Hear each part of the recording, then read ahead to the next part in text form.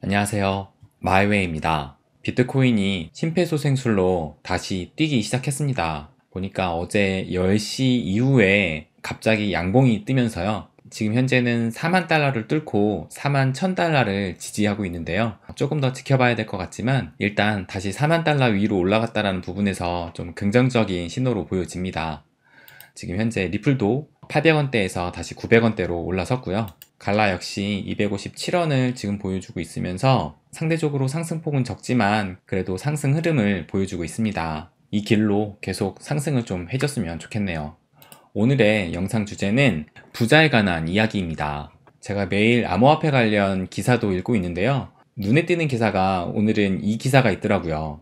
영리치 평균자산 66억 가상자산에도 투자해가지고 요게 하나은행에서 매년마다 한국 부자 보고서를 발간하고 있거든요. 그래서 이번에 2022년 한국 부자 보고서가 발간됐다고 13일 어제 나왔어요. 그래서 제가 2022년 한국 부자 보고서를 직접 다운로드해서 봤습니다. 그래서 그것을 오늘은 좀 보여드릴게요. 그래서 여러분들도 직접 보실 수 있으세요. 그래서 보고 싶으신 분들은 구글에다가 이렇게 하나경영연구소를 치면은 제일 위에 하나금융경영연구소가 나옵니다. 그래서 이거를 클릭을 하시면 바로 사이트에 연결이 돼요. 그래서 지금 첫 화면이 이렇게 나와 있는데 이걸 누르시면 바로 연결이 되고, 만약 이 화면이 없어졌다 하면은 이 연구 보고서가 있어요. 그래서 연구 보고서를 누르시면 지금 현재 제일 처음에 이렇게 2022년 코리안 웰스 리포트 해가지고 한국 부자 보고서가 이렇게 나옵니다. 그래서 요거 PDF 파일을 누르시면 다운로드 받을 수가 있어요. 제가 미리 다운로드를 받아놨는데요. 이번에 하나은행에서 만든 이 한국 부자 보고서가 분량이 꽤 되더라고요. 한 80페이지 정도 되는데, 그런데 이런 한국 부자 보고서를 각 금융사마다 발간을 합니다. 그래서 KB에서도 발간을 하고 신한은행에서도 발간을 해요. 그런데 이번에는 이제 하나은행에서 나온 것이고, 매년 이제 각 금융사마다 발간을 하니까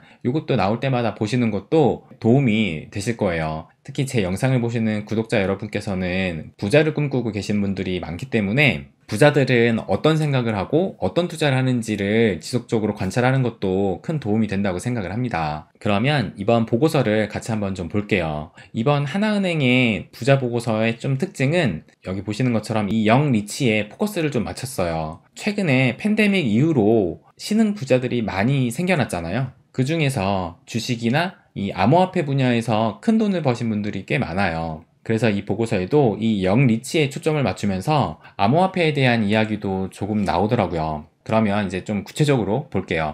그래서 제가 어제 미리 캡처를 좀 해놨어요. 그래서 그걸 보면서 말씀을 좀 드릴게요. 보시면 영리치의 부상, 영리치가 궁금하다 해가지고 지금 이 하나은행 쪽에서는 이 기준을 어떻게 나눴냐면, 일단 부자의 기준을 금융회사와 거래하고 있는 금융자산 10억 원 이상 보유자를 부자라고 했고요. 그리고 대중부유층은 금융자산이 1억 원 이상에서 10억 원 미만인 보유자를 대중부유층이라고 나눴고, 또 일반 대중은 금융자산이 1억 원 미만인 보유자를 일반 대중으로 나눴습니다. 그리고 이제 영리치와 올드리치를 이렇게 나눴는데, 영리치의 기준은 49세 이하의 부자를 영리치로 나눴고요. 또 올드리치는 50세 이상의 부자를 올드리치로 이렇게 나눴습니다. 그래서 요거를 2021년 12월에 시행을 했고, 총 조사 인원이 1900명 정도 됐다고 해요. 제가 며칠 전에 리플 평단 개수와 보유 수량에 대해서 설문조사를 했었잖아요. 그때 참가한 인원이 거의 7,000명, 8,000명이었는데 솔직히 이 하나은행에서 발간된 부자 보고서에 조사 인원이 1,900명밖에 안 된다는 것은, 한편으로는 제가 그때 리플에 관해서 설문조사한 그 표본이 꽤 많은 수치라는 것을 저는 좀 느꼈어요. 그래서 그 데이터도 꽤 신빙성이 높겠구나라는 생각을 다시 한번 했습니다. 각설하고 계속 보시면, 그러면 이 부자들은 경기 전망을 어떻게 하고 있는지 그것도 한번 좀 볼게요. 그래서 보시게 되면 향후 실물 경기에 대한 전망에서 부자들은 4%가 매우 안 좋아질 것이다, 그 다음에 52%가 안 좋아질 것이다 라고 보고 있어요. 그 다음에 좋아질 것이다 라는 단 20%만 보고 있습니다. 그런데 일반 대중은 7%와 42%를 합한 한 49%가 이제 안 좋아질 것이다 라고 보고 있어요. 그리고 좋아질 것이다 라고 보고 있는 비율은 21% 정도 되니까, 어떻게 보면은 부자가 좀 더 향후 실물 경기에 대한 전망을 좀 부정적으로 보고 있고, 일반 대중이 좀 더 긍정적으로 보고 있다라는 사실을 알 수 있는 것 같아요. 그러니까는 우리가 생각하기에는 부자들이 되게 긍정적이고 전망을 밝게 볼 것 같은데 오히려 이렇게 반대로 나와서 좀 약간 의외의 결과라고 생각이 들기도 했습니다. 그러면 부자들의 향후 투자 의향이 큰 자산이 무엇인지를 볼게요. 그래서 26%는 부동산이고 25%는 주식입니다. 이렇게 보면 이 50% 이상이 지금 이 부동산과 주식을 향후에도 투자하겠다고 생각을 하고 있고, 이 가상화폐는 지금 현재 1% 정도, 그러니까 아직도 이 가상화폐에 대한 인식이 크게 이런 투자 수단으로 다가오지 않다고 생각이 들었습니다. 그래서 이 얘기는 아직도 이 암호화폐 시장의 전망이 좋다고 저는 생각을 해요. 부자들이 아직 크게 안 움직이고 있다는 얘기잖아요. 그러면 이제 부자에 대한 인식을 한번 볼게요. 그래서 이제 일반 대중들한테 부자의 기준을 얼마로 보는지를 물었는데, 부동산을 포함한 전체 자산을 기준으로 해서 일반 대중들은 217억 원 정도를 보유해야 부자라고 할 수 있다는 의견을 내놨다고 하고요. 그리고 실제 부자도 최소 187억 원 정도는 보유해야 부자라고 생각을 했다고 합니다.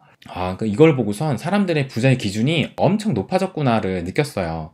작년엔가 KB에서도 이 부자 보고서를 내놔가지고 그때 부자의 기준을 기존에는 50억 정도였는데 한 70억 정도로 부자의 기준이 올라갔다라는 그 내용을 봤었거든요. 근데 지금 하나은행 쪽에서는 뭐 217억 원, 187억 원 이렇게 얘기하는 거 보니까 물론 평균적인 가격이 이렇게 높게 나올 수도 있겠지만 일단 작년보다도 사람들의 부자에 대한 인식이 조금 더 높아졌다라는 것을 좀 볼 수가 있는 것 같아요. 그런데 이제 부자가 실제 보유하고 있는 총 자산의 규모는 평균이 한 77억 8천만 원 정도라고 합니다. 그리고 일반 대중의 국내 가구당 평균 자산은 한 5억 2천만 원 정도인데, 부자들은 77억이면은 한 15배 정도 높은 금액이다라고 말하고요. 대중 부유층의 총 자산은 한 14억 8천이니까 한 15억 정도니까 부자 대비해서 한 5분의 1 수준이라고 생각을 하시면 될 것 같아요.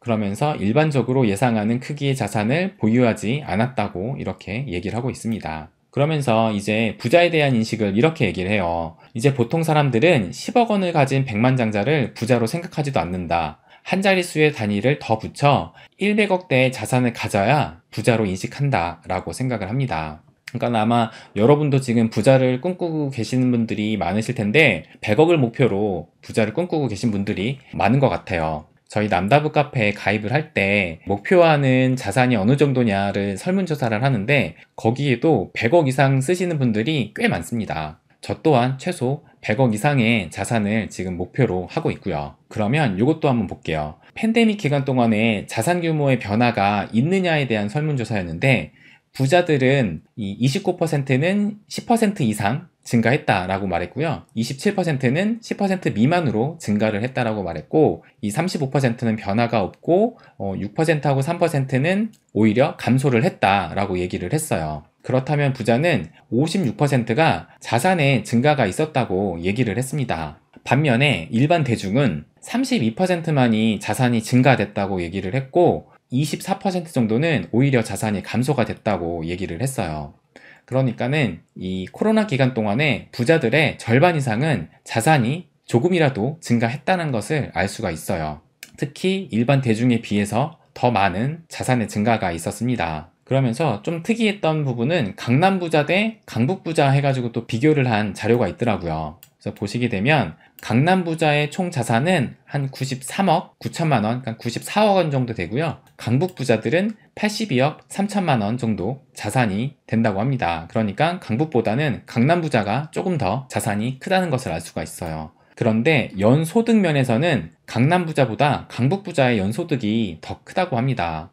근데 정말 연소득이 어마어마한 게 1년에 강북 부자의 연소득은 4억 4천만 원 정도고요. 강남 부자는 3억 9천이니까 거의 4억 원 정도 된다고 해요. 그러니까는 일단 이 부자들의 연소득은 1년에 4억이니까 정말 부자 소리를 들을 만한 돈을 벌고 있구나라는 것을 다시 한번 느꼈습니다. 그러면서 강남 부자와 강북 부자의 연령대를 보면 둘 다 평균 연령은 동일했어요. 강남 부자의 평균 연령은 58세, 강북 부자의 평균 연령도 58세였고 30대, 40대 부자의 비율은 강남 부자는 18% 정도 됐고요. 강북 부자는 14% 정도 됐으니까 40대 이하의 부자의 비율은 아직 높지 않은 것 같습니다. 그러니까는 부자가 되는 것도 어떻게 보면 좀 시간이 필요하다라는 것을 알 수 있는 것 같아요. 그러면서 강남부자, 강북부자의 직업이 나와 있는데, 특이한 것은 강북부자 같은 경우는 일반 회사원의 비율이 17%로 높은 편인데, 강남부자 같은 경우는 의료나 법조계 전문직이 18%로 가장 높은 것을 알 수가 있어요. 그리고 평균 보유주택 수는 강북부자가 1.7채이고 강남부자가 1.5채로 강북부자의 보유주택 수가 조금 더 많았어요. 그리고 이걸 보고 의외로 부자들이 보유한 주택의 수가 그렇게 높지 않구나 라는 것을 알게 됐습니다. 그러니까는 부자들은 주거용 부동산보다 상업용 부동산을 조금 더 많이 갖고 있지 않나 라는 생각이 들어요. 그러면서 향후 투자 의향이 있는 자산의 순위를 이렇게 보게 되면 강북부자나 강남부자나 부동산이 가장 큰 비율을 보이고 있고, 그 다음으로는 주식이고, 가상화폐도 있는데 지금 뭐 2%, 1%니까 아직도 인식이 이렇게 좀 매우 낮은 상황이라고 볼 수가 있습니다. 그러면서 부자는 주식 투자의 고수일까 하면서 또 얘기가 있는데요. 부자는 10명 가운데 7명이 주식을 보유한다. 그리고 부자들의 총 주식 투자의 기간은 12년 4개월로 대중 부유층이나 일반 대중에 비해 투자 경험이 많다. 평균적으로 8억 2,900만 원의 규모의 주식을 보유하는데, 이는 예금 보유 비중과 비슷한 수준이다. 그러면서 각 계층마다 주식 투자 기간이 나오는데요. 부자 같은 경우는 12년 정도를 주식을 투자하고, 그에 반해 일반 대중은 5년 정도를 투자를 한다고 합니다. 그러니까 부자들이 장기 투자를 더 많이 한다는 것을 알고 있어요. 그러니까 이 장기 투자를 하기 때문에 이 부자가 된 거일 수도 있다고 생각이 듭니다. 그러면서 이걸 보시면 투자 종목이 상승해도 지속적으로 보유한다의 비율이 부자는 43%고요. 일반 대중은 25%밖에 안 돼요. 그리고 투자 종목이 하락을 해도 지속적으로 보유한다는 부자는 44%고 일반 대중은 38% 정도입니다. 그러니까 부자들은 주식 가격이 상승을 해도 하락을 해도 계속 보유하는 성향이 높다라는 것을 알 수가 있어요. 특히 일반 대중에 비해서는요.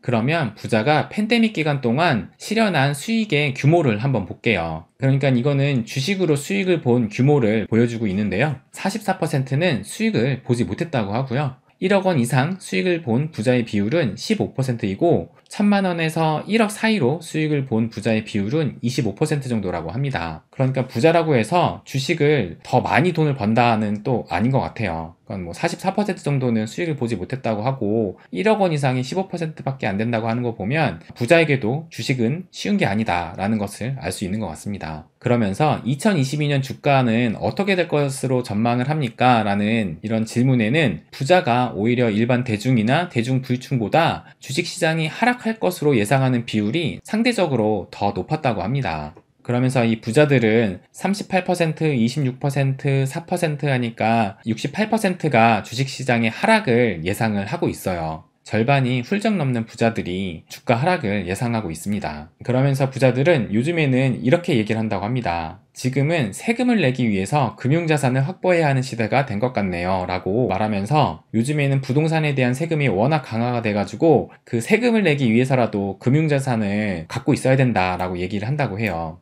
그러면서 또 특이한 점이 세금 관련 문제는 어떻게 해결하시나요? 라는 질문에 부자들은 70% 정도가 세무사와 상담을 한다고 하는데, 일반 대중은 가장 큰 비율이 39%가 인터넷을 통한 검색이라고 해요. 그러니까는 부자들은 되도록이면 전문가와 상담을 하는데, 일반 대중은 물론 세무사와 상담도 하지만 가장 큰 비중이 이제 인터넷을 통한 검색으로 세금 문제를 해결하고 있다라고 보시면 될 것 같습니다. 근데 뭐 부자니까 세무사와 하지, 솔직히 일반 대중들이 세무사와 상담하기는 저 역시도 아직 세무사하고 상담한 적이 없거든요. 부자가 되면 저도 당연히 할 생각이 있습니다. 그러면서 부자들은 부를 쌓기만 하지 않고 부의 이전을 고민한다고 이렇게 얘기를 합니다. 그러면서 부자들은 증여를 할 때 63%는 현금 및 예금을 통해서 증여할 계획이라고 하고, 그 다음으로는 이제 주거용 부동산이었는데 주거용 부동산을 통해 증여하겠다고 응답한 비율이 44%였다고 해요. 이것은 2년 전보다 현저히 높은 수치라고 합니다. 그러니까는 최근에 아파트 가격이 많이 올랐잖아요. 그렇게 오르니까 정부에서는 이제 양도할 때 양도세율을 엄청 높이 올렸어요. 그래서 다주택자면 절반이 넘는 양도세율을 내야 되기 때문에 오히려 이걸 파는 것보다 이제 자녀들한테 증여를 통해서 물려주고 싶은 성향이 이제 커진 것 같다라는 해석입니다. 또 증여를 하면 또 아파트 가격이 시간이 지나서 또 오르기 때문에 증여세가 나가긴 하지만 일단 증여하기로 한 사람들은 이 증여세를 아까워하지 않는다고 이렇게 얘기를 합니다. 그러면 이제 이번 하나은행에서는 영리치에 대해서 좀 더 조사를 했어요. 그럼 영리치에 대해서 좀 더 살펴보면요. 아까 말씀드린 대로 영리치는 50세 기준으로 해서 49세 이하의 부자들을 영리치로 이렇게 정의를 내렸어요. 그래서 영리치의 총 자산은 한 66억 정도 되고 부동산과 금융자산의 비율은 한 6대 4라고 합니다. 그러면서 보유주택은 1.7채 해서 거의 한 2채 정도를 보유하고 있고요. 자산 형성의 주요 원천은 근로소득이긴 하지만 여기 밑에 보시면 복수의 소득 파이프라인을 통해서 이 근로소득뿐만 아니라 다른 재산소득이라든지 사업소득을 또 가지고 있더라고요. 그러면서 연평균 소득은 한 4억 원 정도로 꽤 높은 소득을 벌고 있습니다. 그리고 직업으로는 회사원 전문직 종사자가 절반이고 그러나 상속이나 증여받은 영리치가 총 자산이 128억 원 정도로 가장 부자라고 합니다. 또 부동산과 주식 투자를 선호를 하고요. 8% 정도는 해외 부동산도 소유를 하고 있고 대출을 활용한 레버리지 활용을 통해서 자산을 증식하고 있다고 얘기를 합니다. 그리고 투자 정보들을 이 커뮤니티 기반으로 정보를 얻고 있다고 해요. 그러면서 이제 부자들을 접하는 은행 PB들이 얘기를 하기를 올드리치는 노동력을 대가로 자산을 축적한 사람이라면 영리치는 아이디어로 돈을 번 사람들이다 라고 얘기를 했고요. 그리고 또 다른 은행 PB는 가상환경에 익숙해 보이지 않는 기회도 잘 포착한다. 미술품이나 음원에 투자하는 등 새로운 트렌드를 따라간다. 눈에 보이지 않는 부가가치를 창출할 줄 아는 능력이 뛰어나다라고 또 이야기를 했고요. 그리고 43세인 영리치인 사람은 자신이 평범한 직장 생활을 했던 엔지니어인데 돈을 더 벌고 싶다는 생각에 퇴사를 했다. 2017년, 18년 가상화폐 활성화 시기에 20억 정도의 시드머니를 확보했던 것이 지금의 자산을 만들어준 것 같다라고 얘기를 했습니다. 그러니까 여기에 나온 이 영리치처럼 이 가상화폐를 통한 이 암호화폐 시장을 통한 신흥 부자들이 탄생을 했고 앞으로도 점점 더 많이 탄생이 될 것이라 생각을 합니다. 그러면서 영리치는 평균 66억 원의 자산을 보유하고 있고요. 50세 이상의 올드리치는 80억 정도의 총 자산을 보유하고 있다고 합니다. 그러니까 올드리치들이 자산이 조금 더 지금 많은 상황이에요. 그러면서 영리치들이 자산 형성에 긍정적 영향을 준 원천은 1순위는 근로소득이지만 상속이나 증여를 받은 영리치가 리치 중에 리치로 가장 큰 부자라고 이야기를 하고 있고요. 그래서 영리치의 45%는 근로소득이고 다음은 사업소득으로 23%, 또 증여나 상속이 18%, 재산소득이 15%라고 하고요. 그리고 가족으로부터 상속 및 증여를 통해서 자산 형성이 된 부자들은 평균이 128억 원 정도로 가장 크고 근로소득이 주 원천인 경우는 39억 원으로 가장 낮았다고 해요. 그리고 사업소득을 기반으로 재산을 형성한 리치는 자산이 70억 원 정도 되고 재산소득으로 자산을 모은 영리치는 67억 원 정도라고 합니다. 근데 중요한 것은 여기 나오는 것처럼 영리치의 4분의 3은 근로소득, 사업소득, 재산소득, 기타소득 중 2가지 이상의 조합으로 소득을 창출하고 있으며 근로 플러스 재산, 사업 플러스 재산 조합이 28%로 가장 높은 비중을 차지한다고 합니다. 그러니까는 한 가지에 의존하는 게 아니라 복수의 소득 파이프라인을 설계를 해가지고 자산을 불렸다고 해요. 그러면서 연평균 소득 수준이 4억 원 정도니까 정말 어마어마한 규모입니다. 그래서 여기 나오는 것처럼 영리치는 근로소득에만 의존하지 않고 다양한 패시브 인컴 파이프라인을 구축해 조기에 경제적 자립을 이루고자 한다고 이렇게 나와 있습니다. 그러면서 이제 영리치의 직업과 연평균 소득을 보게 되면 영리치의 직업 중에 가장 큰 비율은 이 노란색이니까 이 회사원들이 가장 많고요. 그 다음에 의료 법조계 전문직이 그 다음으로 많고 그리고 자영업자, 경영자 순으로 이렇게 나와 있고요. 그리고 올드리치 같은 경우는 가장 높은 게 이 은퇴생활자를 제외하면 의료 법조계 전문직이 높고 그 다음에 경영자 순으로 이렇게 나와 있어요. 그러면서 공무원의 비중이 여기 보시는 것처럼 공무원의 비중이 가장 낮다고 이렇게 나와 있습니다. 그러니까 최근에 공무원을 그만두는 비율이 되게 높아졌다고 얘기를 해요. 그러니까는 몇 년 전까지만 해도 너도 나도 공무원에 지금 뛰어들면서 공무원 시험에 응시하는 비율이 높아졌다. 명문대생들도 공무원을 하려고 시험을 본다라는 기사를 봤었는데 최근에 이제 팬데믹 기간 동안에 막 자산 시장이 막 커지기 시작하니까 어떻게 보면 이런 근로소득으로 부자가 된다라는 것은 어렵겠구나를 느낀 사람들이 많아지면서 이런 공무원이나 교사직을 그만두고선 새로운 도전을 하시는 분들이 많다는 기사를 또 봤어요. 그래서 이런 결과만 봐도 공무원이 부자가 되는 것이 얼마나 어려운 것인가를 알 수가 있는 것 같습니다. 그러면 이제 영리치와 올드리치의 대화를 해가지고 영리치는 어떤 생각을 좀 많이 할까라는 게 나와 있어요. 그러면서 영리치의 대화 중 특히 눈에 띄는 글자는 비트코인 코인이었는데 가상화폐는 젊은 사람들이 하는 것이라는 인식이 반영된 듯하다. 실제로 부자가 응답한 설문에서 영리치는 올드리치보다 비트코인과 같은 가상화폐에 더 많이 투자하고 앞으로도 투자를 늘리겠다는 응답을 보였다라고 해요. 그러면서 올드리치의 대화에는 가상화폐 내용은 없었다라고 합니다. 그러면서 올드리치의 대화에는 이제 크게 보이는 것들이 뭐 부동산, 라운딩, 골프, 여행, 투자, 뭐 건물, 주식, 건강, 아파트인데 영리치를 보게 되면 아파트, 부동산, 주식 있지만 비트코인과 코인이 눈에 띄게 이렇게 크게 자리 잡고 있다는 것을 알 수가 있어요. 이 얘기는 영리치들이 점점 올드해지고 또 새로운 영리치들이 생겨나면 이 비트코인과 이 코인에 대한 생각은 점점 더 긍정적으로 바뀌면서 이 시장은 키워나갈 것이라 개인적으로 생각합니다. 그러면 영리치의 자산 관리도 한번 볼게요. 보시게 되면은 영리치 중에 이 80%는 부동산을 가지고 있어요. 그리고 올드리치의 86%가 부동산을 가지고 있습니다. 그에 비해 젊은 일반 대중은 54%만이 부동산을 소유하고 있고요. 그리고 주식도 마찬가지로 영리치는 79%, 올드리치는 69% 정도 보유를 하고 있고 젊은 대중들은 62%로 부동산보다 주식 투자를 조금 더 하고 있다는 것을 알 수가 있고요. 부자들은 주식보다 부동산을 더 많이 보유한다는 것을 알 수가 있어요. 그러면서 이제 여기 가상화폐도 나오는데 젊은 부자의 21%는 가상화폐에 투자를 하고 있고 올드리치는 단 5%만이 투자를 하고 있습니다. 그리고 일반 대중은 17%만이 가상화폐에 투자를 하고 있고요. 그러니까 이것만 봐도 젊은 부자들이 이 가상화폐에서 계속 생겨날 수 있겠구나라는 것을 이 자료만 봐도 알 수 있을 것 같아요.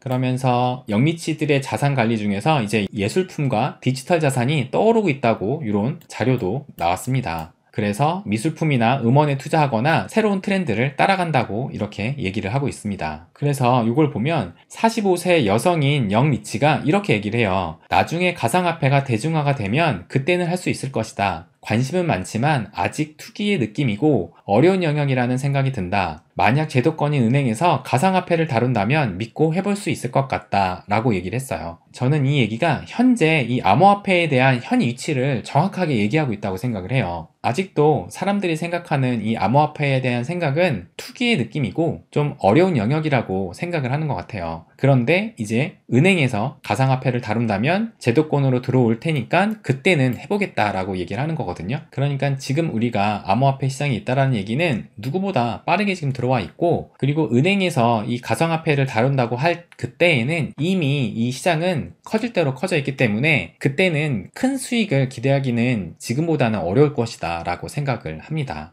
그러면서 이 암호화폐에 투자하는 영리치의 약 90% 정도는 1억 원 미만으로 투자를 하고 있고 그리고 젊은 일반 대중은 90%가 5천만 원 미만으로 투자를 하고 있다고 합니다. 그러니까 아직 생각보다 큰 금액으로 투자를 하지 않고 있어요. 그러면서 영리치와 올드리치는 가상화폐에 대한 투자를 비중 확대하겠다라는 의견이 많았으나 젊은 일반 대중은 비중을 축소하겠다라는 의견이 더 높게 나타났다고 합니다. 그러니까는 이런 걸 보면 부자들이 더 부자가 될 수밖에 없고 일반 대중은 부자 되는 게 쉽지 않구나라는 것을 이런 한 문장을 봐도 알 수 있는 것 같아요. 그러면서 가상자산에 투자하는 이유가 영리치 같은 경우는 장기적으로 가치가 상승할 것 같아서가 한 30% 정도 보인다고 하고 올드리치 같은 경우는 27%가 이제 장기적으로 가치가 올라갈 것이라고 생각을 한다고 해서 투자를 하는데 일반 대중은 13%만이 장기적으로 가치가 올라갈 것이라고 생각을 하고 투자를 한다고 해요. 그러면서 이 일반 대중이 가상자산에 투자하는 가장 큰 이유는 이 26%인 가격 급등 시 차익 거래를 통한 수익 창출을 위해서가 가장 큰 비율을 보이고 있어요. 그러니까 이것만 봐도 부자와 일반 대중의 사고방식이 어떻게 다른지를 좀 볼 수 있는 것 같아요. 그러면서 팬데믹 이후 금융 부동산 대체 자산은 해서 미술품 그리고 NFT라고 나와 있어요. 부자들이 미술품에 대해서 투자를 많이 하잖아요. 부자들이 미술품에 투자를 하는 이유 중에 하나가 단순히 돈이 많아서 뭐 헛돈 쓰는 게 아니라 여기 보시는 것처럼 미술품에 취득세, 등록세, 보유세가 없고 국내 생존 작가와 6천만 원 미만의 작품은 양도세 면제 혜택이 있다고 해요. 그러니까는 이 미술품을 통해서 세금을 절세하는 효과가 있습니다. 그렇기 때문에 때문에 부자들이 이 미술품에 대해서 관심을 갖고 그 외에도 뭐 요즘에는 뭐 와인이라든지 위스키에도 투자를 하고 있다고 해요. 그런데 또 새로운 투자로 각광받고 있는 것이 이 NFT라고 이렇게 나와 있습니다.